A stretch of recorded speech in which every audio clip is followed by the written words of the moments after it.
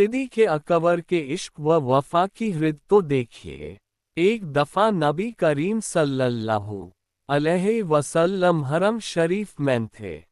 कुफ़ार ने आकर नबी अलैहिस्सलातु वस्सलाम को तकलीफ पहुंचानी शुरू कर दी। एक काफ़िर कहीं बाहर से निकला। उसने अबू बकर रज़ियल्लाहु अन्हु को देखा और कहने लगा कि तू अपने दोस्त का ख्याल कर कि उसको तो कुफ़ार तकलीफ पहुंचा रहे हैं। आप भागे हुए मस्जिद में पहुंचे और मजमे को चीर कर अंदर गए और फरमाने लगे, क्या तुम उस हस्ती को मारना चाहते हो जो ये कहते हैं कि मेरा रब अल्लाह है? अब काफिरों ने नबी अलैहिस्सलातु वस्सलाम को छोड़कर उनको मारना शुरू कर दिया।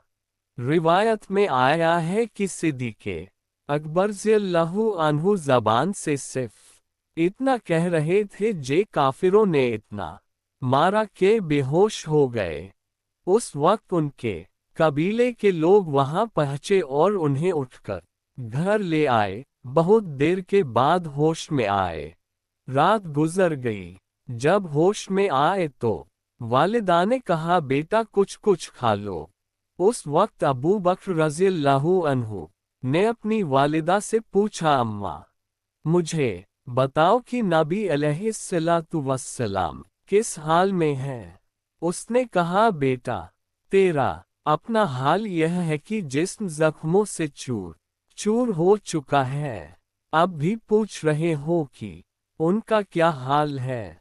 फरमाया, हाँ, जब तक मुझे उनके हाल का पता नहीं चलेगा मैं कुछ नहीं खाऊंगा। उनकी वालिदा ने कहा, मुझे तो नहीं पता कि वह किस हाल में है। अबू बकर रज़ियल्लाहु अन्हु ने उम्मे जमील रज़ियल्लाहु अन्हा का नाम बताया और फरमाया कि उनके पास जाए, वह आपको बताएंगी।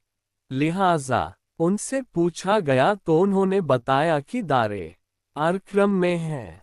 जब नबी अलैहिस्सलातु वस्सलाम को पता चला तो अबू बकर रज़ियल्लाहु अन्हु अपनी वालिदा के साथ दारे अरकुम पहुँचे। रिवायत में आता है कि जब सिद्दीक़ अकबर दारे अरक्रम पहुँचे तो सिद्दीक़ अकबर रज़ियल्लाहु अन्हु की इस कैफियत को देखकर नबी अलैहिस्सलातु वस्सलाम ने अबू बकर रज़ियल्लाहु अन्हु का बोसा लिया और उसके बाद सहाबा रज़ियल्लाहु अन्हुम ने अबू बकर रज़ियल्लाहु अन्हु का बोसा लिया। सुभान अल्लाह। खुतबात जुल्फ़कार 6/51 मरकर किसी की जुल्फ़ पे मालूम हो तुझे फ़ुरक़त की रात कटती है किस पेच ओ ताब में।